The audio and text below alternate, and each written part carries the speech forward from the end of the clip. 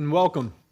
It is now 4:30 p.m. and there being a quorum of council, I hereby call the June 9th, 2026 Strategic Planning Meeting to order. At this time, we will discuss our speed enforcement in downtown, and I'd like to recognize our chief, Rhett Boland, to introduce the item.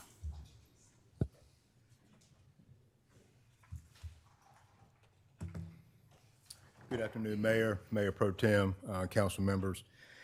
We started a slow Monroe program June the 1st. I would get up here and tell you the numbers, but I want somebody who's actually had their hands and feet in it, who done all the work and got his officers to do it. Sergeant David Simpson's with our traffic unit. Thank you.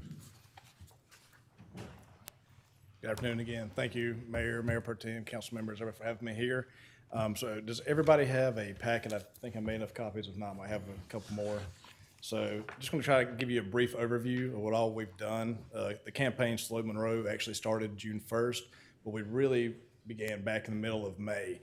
So what I wanted to kind of do on the second page here is show you the highlighted areas that we focused on.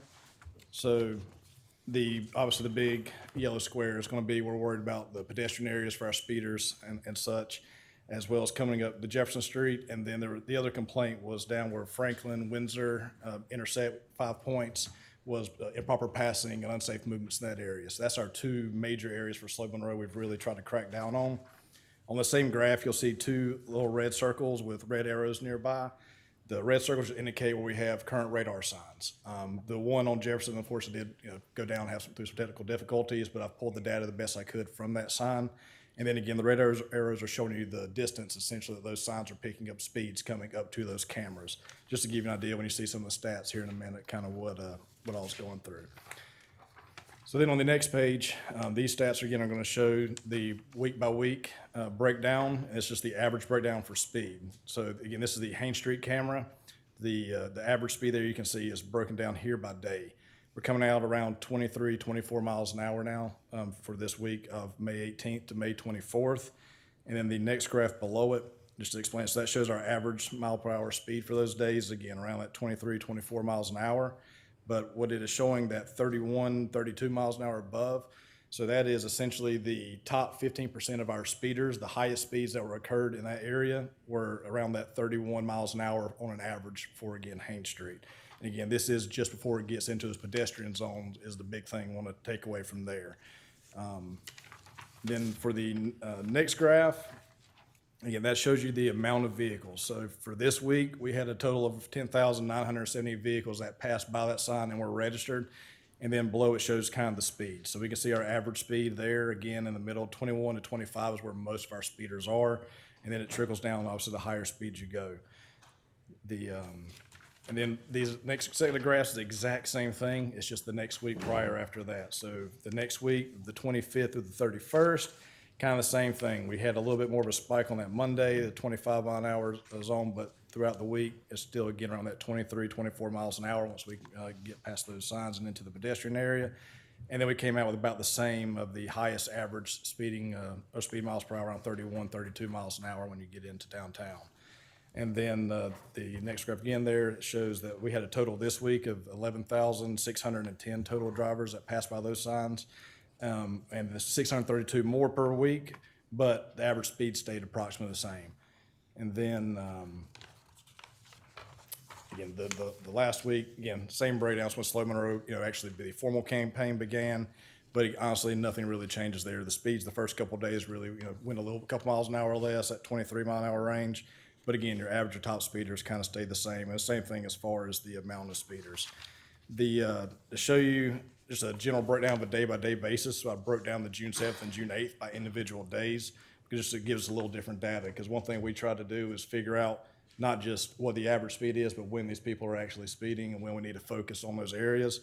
So this breaks it down by day for that day. So you can see in the mornings, people trying to get to work, it's a little bit higher, and then it drops down around lunch, and then it will pick up a little bit again towards the end of the day, just as the heavier traffic comes through. But the final graph on here shows what the percentage-wise is as far as the amount of vehicles that came through and the speed that they were traveling therein. And then again, the exact same graph for that day. If you go forward a little bit, this is just a total of all the actual statistics that we have that we've been doing. It's broken down by the day, and again, I broke it down into what the actual enforcement was for. We speeding, reckless driving, WLR, expired tags, everything, every traffic stop originated for a speed, and other citations or warnings, verbal warnings may have been issued upon that speeding complaint. So on the last page of the speeding complaints, so we had 142 total enforcement actions for speed as of 12 o'clock today. And again, enforcement actions are not necessarily a ticket. That's verbal warnings, written warnings, and some of your citations. Obviously, officers are very good at dictating who needs a citation, and sometimes you can maybe get away with a warning. So that is the overall statistics. I know one thing that was brought up was to try to come up with some solutions as well. There's a couple things that we've come up with as roundtable with the traffic unit.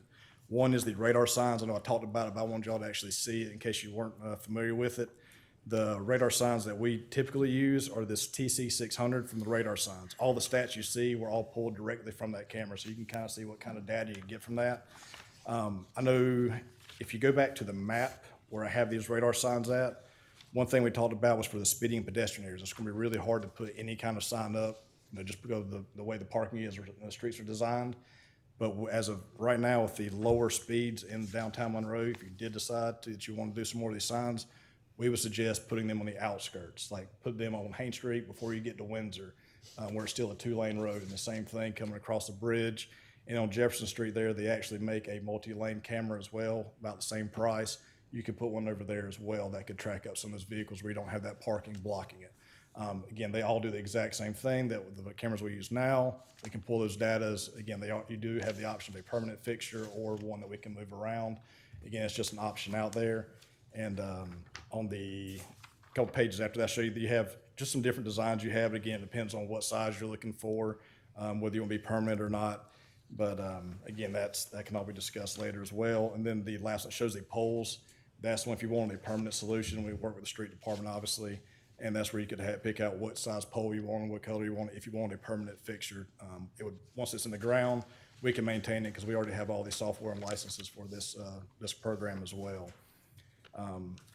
The next complaint I would talk about outside of downtown, again, is over the 5-point section with the improper passing, unsafe movement, stuff like that. One thing we came up with was on this page on the U-lines, the brand, but these are those flexible posts. So if a vehicle hits them, it'll knock them over. It's not going to tear a vehicle up. It's not too bad, but it's a pretty good, don't come through here. We don't want you moving over, because that's 90% of the time what's happening is cars speeding up, trying to pass everybody and jump over. So we did look at getting some of these. That is a DOT maintained road there on Franklin Street. So I spoke with DOT today, and again, to kind of see what the process would be and how they would feel if they feel that would be something we could do here. So we would have to apply for an encroachment. Very positive feedback in speaking with them, saying they would probably be okay with it, but we'd have to go through that process. They said that the closest thing they've had, the Lowell City on DOT maintained road recently was an Indian Trail. The reason they approved that one was because of wrecks, serious crashes, people pulling out in Indian Trail. So the last little bit here, I did a 5-year analysis of that 5 points intersection. I tried to combine all 4 of those roadways where they come in every direction to see if we at least had maybe some baseline statistics to give to the DOT if you decide to go that route for the encroachment process.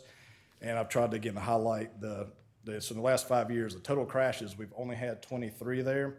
I've only had 1 injury crash, so it doesn't do great for that until you get to the next page. So the accident type, that is the one that kind of sticks out when I was looking at this. So you've got 9 rear end slow to stop and 9 side swipe same direction crashes. That's going to be somebody cutting somebody off and somebody running to the rear of them, or side swipe same direction is exactly what it sounds. We're both going, I'm going to come over, and they make contact. So even though our crashes aren't that high in that area, 90% of the crashes we're having there are caused from people trying to get over and cut people off in that general intersection. So that is essentially what we have found. Like I said, we had enough data analysis. We kind of started back in May, really enforcing this, to put something together for you guys. Obviously, we'll continue to do that. But if you have any questions, I'll answer anything the best I can. Council? This report is great. Is there any input you could put on May 20th, May 29th, and June the 1st, all of them having the highest number of days where you had speeding infractions? Yes, so Was there any rhyme or reason? yeah, there was. So it came down to manpower. So we actually did a saturation patrol one day. We brought in outside agencies, and we had you weren't going to pass the street without having a Monroe officer or somebody from the county out there watching the elk for us, right? The days are higher as well as we have the traffic division. I have 2 separate teams, and so they kind of rotate shifts. And so whenever we all come in, we're able to help out. Patrol's been great for us during those times as well, because with the traffic, our primary role is to alleviate wreck reports from the patrol division as well as serious injury and fatalities. Well, patrol has worked with us in taking care of those normal wrecks, especially on those days when they had the manpower, which allowed us to stay in downtown and focus our entire day on just the downtown. So if you had more bodies, that's probably the more accurate number. Yeah, I mean, that's how it goes, it's tough, but yeah, it's, the more bodies, obviously, with anything is gonna help us really curb it, but, yes, sir. How about, I notice here too, you have obviously 23 total crashes. Property damage only crashes. Can you explain that? Like, is there an area or building or something that these cars are hitting? So that, it could be any type of structure, but anything that does not involve an injury, just a car-to-car collision or Okay. a car, to pole, car to building, and that's gonna be considered just a property damage collision. Okay. So I know when this came to public safety, one of the things that are concerns that I'd heard previous to this Slow Monroe program was commercial vehicles Yes, coming down through downtown. yes, sir. Can you give me your observations on those? Yes, so with Haines Street's a DOT route, so the trucks are allowed to go through there. This is rural county, so also like chicken trucks, farm trucks, anything like that, they can pretty much go where they want. Outside of that, vehicles commercial motor vehicles have to be making a delivery in downtown. If they're making a delivery in downtown, then they can still pretty much go wherever they want. Outside of that, no, I think we've only had 3 that we've actually been able to stop for that violation itself, that were trucks turning on the wrong road. Obviously, if they're cutting down, it used to be Morgan's Alley, or maybe our side streets, no matter what, they shouldn't be going through there. I think we've only had 3 since the middle of May that we've been doing this. Because there are a lot of commercial motor vehicles coming through, but they have a valid reason to. We don't have a reason to And you're stop not seeing a bunch of them speeding, I guess. them. No, we have not got a single commercial motor vehicle speeding yet. Okay, because I know that was one of the concerns, like I said, that I'd heard before. The other thing is the total DOT signage coming into downtown. Is it clear? Is it? Yeah, so I did look up that as well. The only thing I can see is the only time that a speed limit sign has to be placed in an area is when there's a speed change or at a major intersection, and it kind of leaves the major intersection to the discretion of the city. So that would be something, again, we would just evaluate. If we could try to get a few more in, that would be great. I know the one on Haines Street coming from Sunset Inn has got a little tree coverage on it. We might could clean that one up a little bit, and that could possibly help out some. Or again, that's an area where you could maybe possibly even just replace it with a lighted sign so people can, get their attention called. But yeah, So you think so you should. Your opinion would be that the signage is lacking. yeah, especially on the Franklin Main Street, there isn't a speed limit sign, so that one, it's 35 unless posted. So I know that's difficult. So that's gonna be hard for us. 35 is cooking it down Main Street. Right. But if they're going 35, there's nothing we can do about it as of right now. Right, but that suggestion could come back through. Yes, that's just the facts of it. Yes, sir. Yeah, all right. Question, the radar signs, those are just more for the drivers, right? It's not to give tickets. No. So we can't. Even if we want to, we can't. All it is, so all the statistical data you see, all those bars and graphs, and there's actually about 15 more pages of bars and graphs I could give you outside that to try to get the meat and potatoes of it. We use those, and we can only use those strictly for a speed study. So that there's no way, it doesn't capture any pictures, it does not capture license plates. All it does is get a speed and it registers it. That's it. And you recommend that those be placed where? Yeah, I would say before you get into the pedestrian area on Haines Street, really somewhere close where the speed limit sign is now. I would say one there. I would also say where we had the Jefferson Street sign posted, so the red dot over by the depot close to the gas pumps. Still currently Jefferson Street's kind of been the thorn in our side for the most part for this. That's been, we've had more of the speeding coming in for whatever reason, coming down that hill. I guess they're trying to beat the light. Even coming uphill, we're getting people, kind of cooking through there. So I would, just something again to keep their attention, because when the sign's there, it will slow it down. It is. And then outside that, some of the smaller streets, I don't know that we haven't had any luck. I sat even on Franklin Street this morning. Yesterday morning, I was there for 3 hours, close to the intersection of Hain. And I think the fastest speed I got was 24 miles an hour, I think, something like that. So we've done a pretty good job, in my opinion, in the downtown pedestrian area for sure. One more thing, as a next step to your report, are you able to give us your recommendations for this program? Like what you're just saying, like having it in writing so we can kind of know as a council? what- Absolutely can, yeah, that's no problem. Also, I have to kind of throw this quick together, but if y'all would like me to come back, I'll present a formal write-up again and present this to you guys. If you would come through the Public Safety Committee, and then we can make some recommendations and send it up. Absolutely. As well, and that way there'll already be a recommendation. If it's something y'all like, then we can just vote on it and be done with it, Sounds good? Yeah, yes, sir. if you want to do that. Can you do that as a motion, please, and send that to the Public Safety Committee? So move. I'll second. Okay, motion and second. All those in favor? Okay. Very good. Thank you. Thank you, appreciate your time.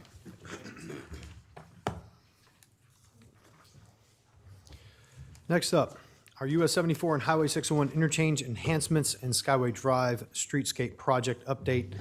This time, I'd like to recognize Lisa Steinwender.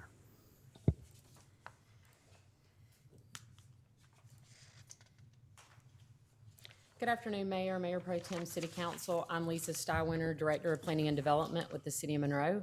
I appreciate the opportunity to provide an update on the US 74 601 Interchange Enhancement Project and Skyway Drive Streetscape Design Project. This is also a request for City Council to consider allowing staff or providing a recommendation in support of staff applying for the Charlotte Regional Transportation Planning Organization 2026 discretionary grant funding for the Skyway Drive streetscape design portion of the project. In November 2024, City Council voted to award Kimley Horn a professional service agreement to assist us with the planning and design of an interchange enhancement project at US 74 and 601, as well as the preparation of construction drawings for Skyway Drive streetscape design project. Just to go over the project limits, the area B that's in that purple kind of blue color, that is the US 74 601 interchange, and then the area A that is in green, that is the Skyway Drive streetscape design project, and that runs from Pedro Street to West Meyer Street. 2015, the Concord Avenue Area Master Plan was adopted by City Council, which was the first step toward revitalization of an important gateway into downtown Monroe. Purpose of an intent of the plan was to improve the aesthetic, safety, viability, and appeal of the area. Just to kind of touch on the Concord Avenue study boundary limits, the Concord Avenue is south of 74 from Secret Shortcut to 601, and then to the west, it does encompass area of Patton Avenue, and then it runs to Pedro Street to the south. The Concord Avenue Master Plan also included an action implementation plan, and that provided recommendations for strategies that serve to implement the vision for the area. Gateway, streetscape, and intersection enhancements were identified as action items in the plan. What's included in the streetscape enhancements include street trees, improved sidewalks, on-site parking, bicycle accommodation, improved intersections, and underground utility relocations. Interchange enhancements includes landscaping, lighting, and gateway signage enhancement and treatments.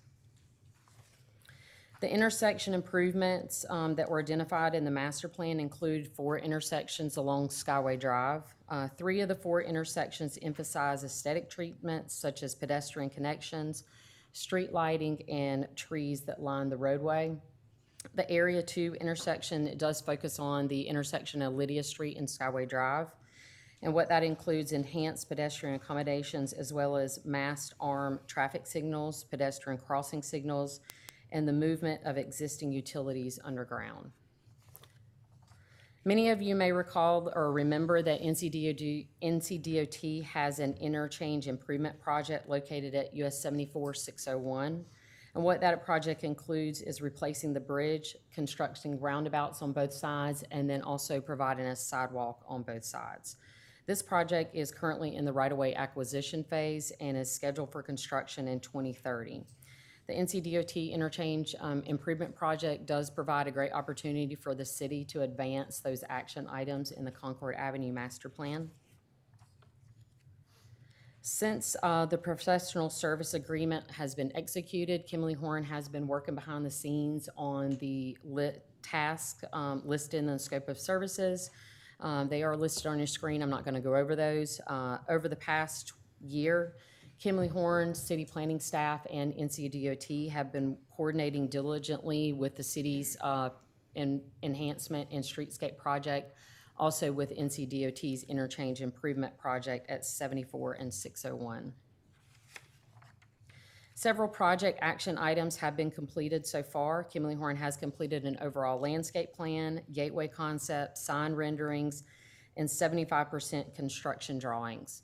The city is fortunate to own and operate our own utilities in the area. Planning staff did have a vision to reduce the overhead utilities in this area, and Energy Services has partnered with us in helping us bring that vision to life. Energy Services has assisted with the developing a utility reduction plan, as well as a lighting plan that will serve to improve the aesthetics and safety and overall appeal of the area. Right-of-way acquisition acreage has been identified, as well as the proposed cost, and the projected cost for the Skyway Drive Streetscape Design Project has been established, and that is based on the 75% construction drawings. Just now, I'd like to go over some proposed details in the Skyway Drive Streetscape Design Project. This project will start at the end of the NCDOT Interchange Improvement Project, roughly at Pedro Street, and run to West Meyer Street.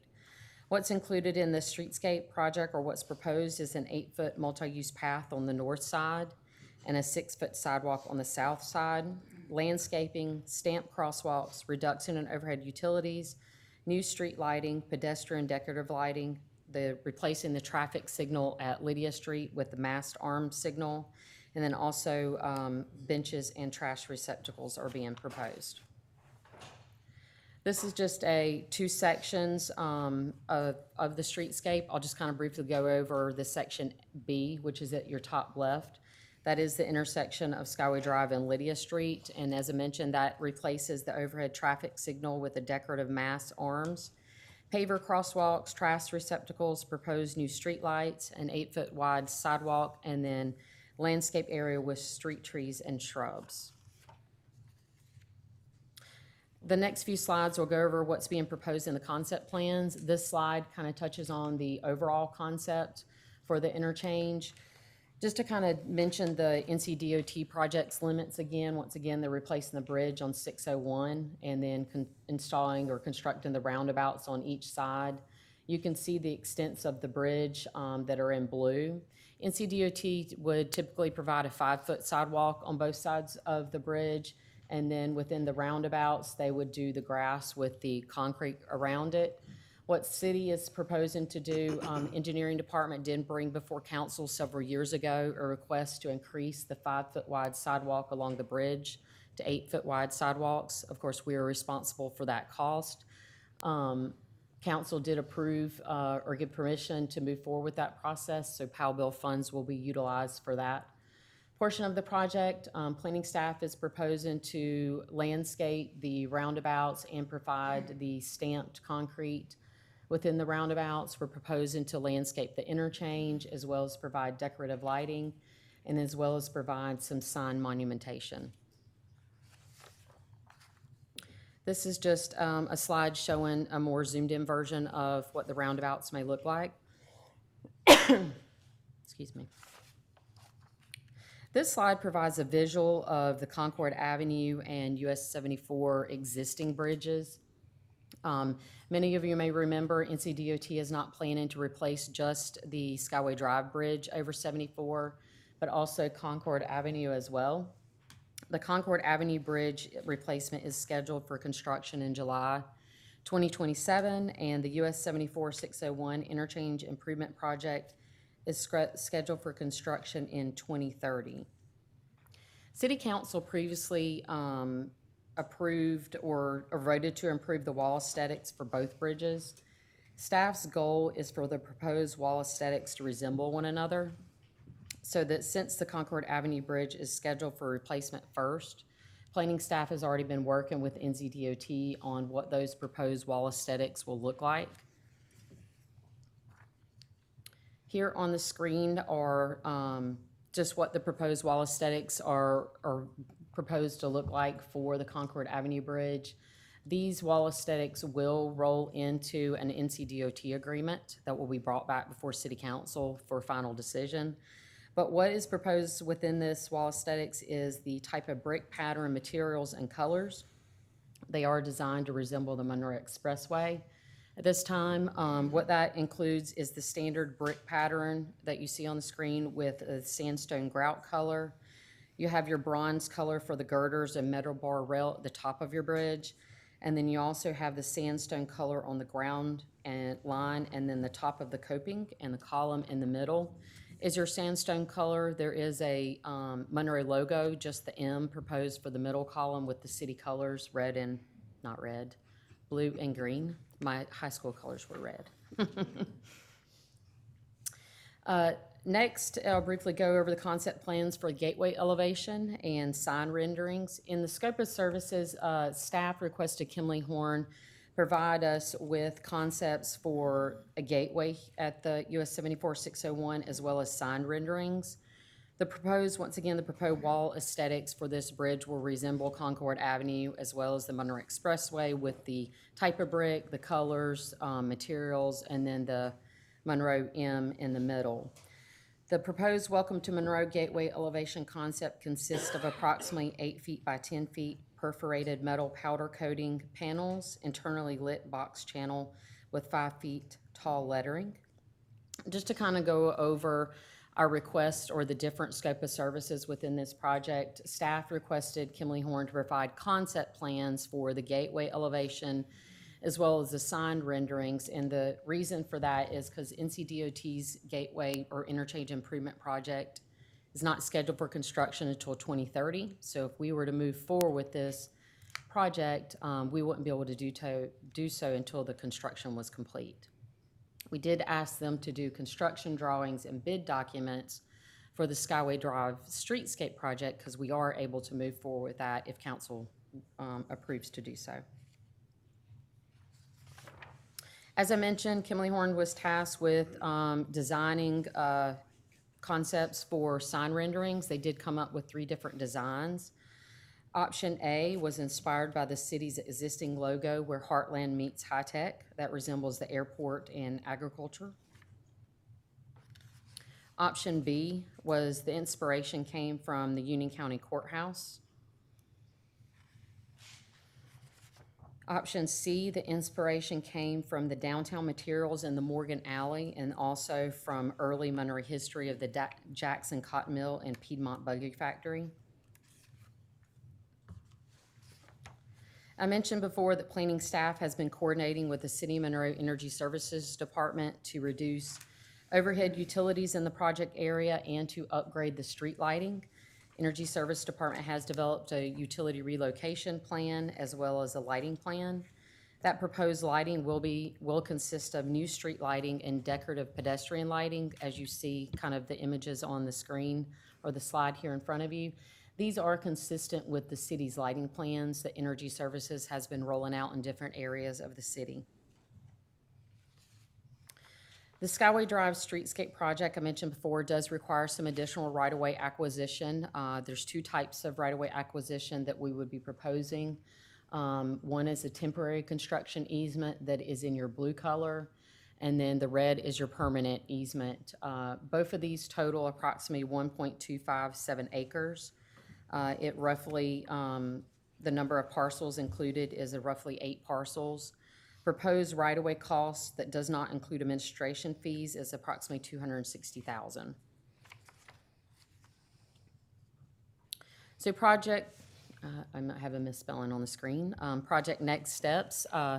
So if council does grant permission for staff to apply for the CRTPO grant funding, our next step would be to hold a stakeholder workshop with the property owners along the Skyway Drive streetscape, which runs from Pedro Street to West Myers Street. We would hold an open house workshop that's tentative for August. And then also part of the CRTPO grant requirements, it would be for us to pass a resolution allowing us to apply for the grant. So we would bring that back before the committee and council at their September meeting.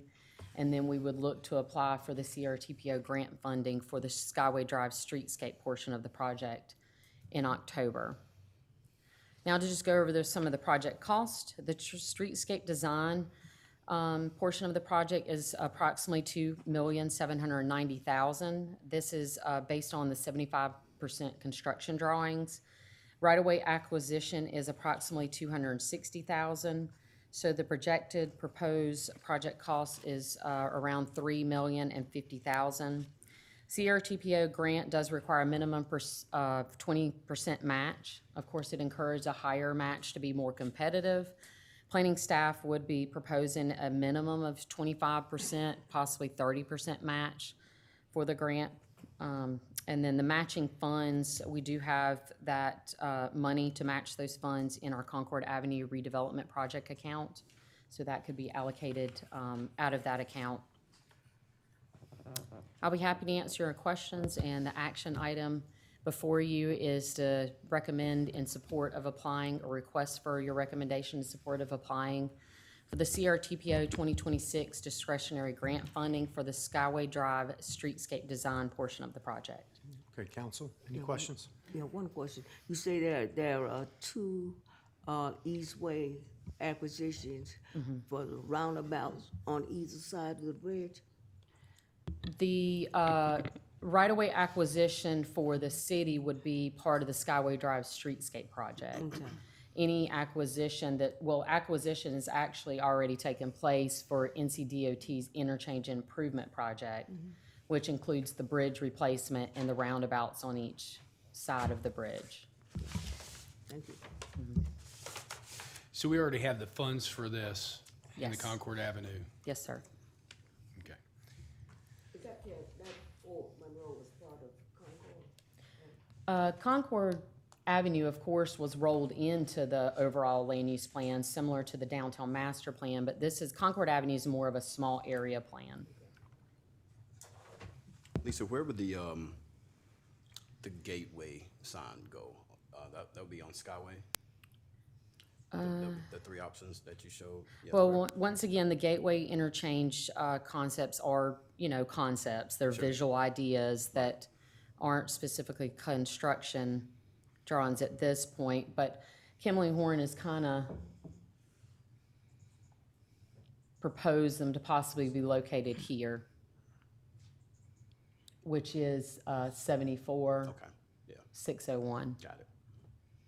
But once again, when the city does moves forward with the concept plans, these will all be brought back before council. Okay, thank you. I think it looks nice. If no other questions, I entertain motions. I move to authorize staff to apply for the CRTPO 2026 discretionary grant funding for the Skyway Drive streetscape design project. Second. Have a motion second. All those in favor? Thank y'all. Thank you, Lisa. Thank you. Thank you. This time, we will discuss our outside agency funding policy discussion and amendments, and I'd like to recognize Councilmember McGee to introduce the item. Thank you. Mayor, members of council, I bring this item forward tonight in response to concerns raised by several nonprofit organizations regarding outside agency funding for fiscal year 2026-27. And in an effort to ensure that our policies remain aligned with both the intent of council and the needs of our community. As we have learned, the outside agency funding program exceeded the maximum allocation permitted under our current policy, resulting in the removal of the funding line item from the adopted budget. While I understand and respect the need to maintain compliance with adopted policy, I also believe we have an obligation to address the impact this decision has on organizations that participated in the city's established process, met eligibility requirements, submitted applications, underwent staff review, and were ultimately recommended for funding. My intent tonight is twofold. First, I would like council to consider amending our current policy so that it remains compliant while allowing us to honor the funding commitments that were approved through our established process. Second, I believe this presents an opportunity for a broader conversation about outside agency funding policy reform to ensure that future councils, staff, and community partners have a process that is transparent, predictable, sustainable, and reflective of the tremendous value these organizations bring to Monroe. These nonprofits partners are often on the front line serving our youth, seniors, veterans, families, and vulnerable residents. Their work strengthens our community every day and frequently extends the reach that impact our local government. My position is that organizations that were recommended and approved through the city's process should be funded, and that council should work collaboratively to develop policy improvements that prevent this situation from occurring in the future. I look forward to hearing the discussion and working together towards a solution that upholds our policies while honoring our commitment to the community organizations that serve the people of Monroe.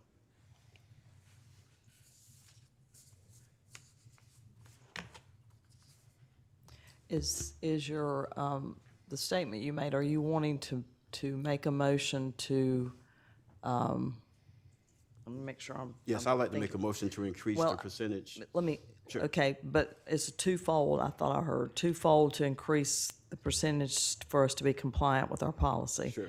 And then also to review the entire policy. Sure, but not just like at a retreat that we had discussed earlier, not in this particular situation. Right. But this is just for us to increase the percentage to allow the outside agency funding to be funded, and then later we would talk about the reform of the outside agency policy at a retreat. So may I ask a question? Maybe, Richard, you can answer it. We can change the policy at any time, right? Once we, depends on how the vote goes, we can change it at any time, overhaul it at any time, if that were the case. You could change it today and you could change it Back to the- Gotcha. Okay. Thank you. I will say that a lot of agencies have budgeted around what they thought they were getting. And I got a lot of calls from about 10 different agencies because they were confused about the letters that they got. And as I understand it, this ID is for a one-time budget adjustment to allot 2.5 from the general fund. Is that correct? Is that what you're saying? He's saying no. No, the motion would amend your current outside agency policy. Lisa, it's DA or General GA 16 from a cap of 2% to a cap of 2.5%. That's the policy change tonight. Any funding would have to come back after the start of the new fiscal year. So your first meeting in July, if you wish to take up funding, the money is in the unassigned fund balance that was otherwise recommended for outside agency funding this year. But it has not been allocated to that line item. So we would need a budget amendment in July after the start of the new fiscal year. That could be done at the first meeting in July at the earliest. Okay, that's clear. Okay. So, Mr. McGee, so just to be clear, based off of what our city manager said, this is just to increase the fund, Yes. cap, To not to vote on anything else? Okay, just to This- clarify, okay. So I think did you just say increase the funding?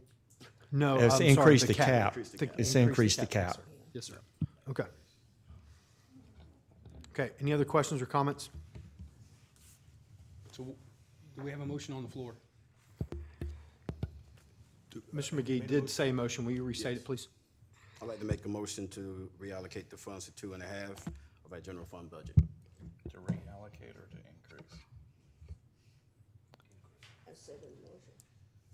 You're not reallocating, aren't you? No, Asking we to just increase? increase it to Increase, not to 2.5. reallocate. Right, Should it just be read from the? Yeah, will you please Just read it from, Will you please read the,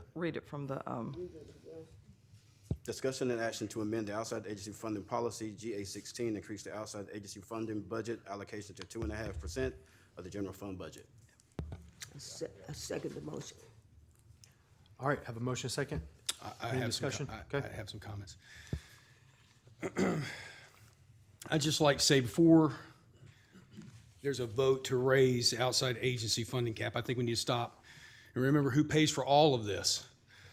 The money we're talking about does not come from this council. It comes from the taxpayers. And the taxpayers of this city are already carrying a heavier burden now than they were a year ago. Last year, after countywide reevaluation, the council adopted a property tax rate roughly 5 cents higher than revenue neutral. That decision raised taxes on families all across Monroe. It raised taxes on retirees and senior citizens living on fixed incomes. And at our last meeting, we heard directly from one of those citizens. She was not talking about politics. She was not talking about party labels. She was talking about real life.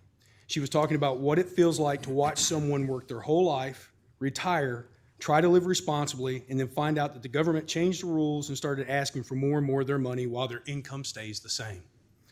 That matters, because when the citizens come before this council emotional and worried about financial pressure, I do not believe the answer is to immediately increase the amount of taxpayer money available through a process that many citizens already believe lacks transparency and accountability, especially when this process already distributes nearly $2 million in taxpayer-supported funding through direct and indirect support. That's not a small amount of money.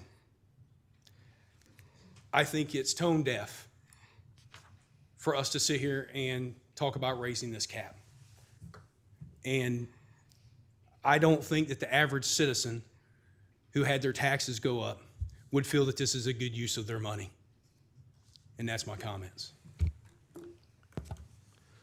Okay. No other comments? I have a motion and a second. All those in favor? All those opposed?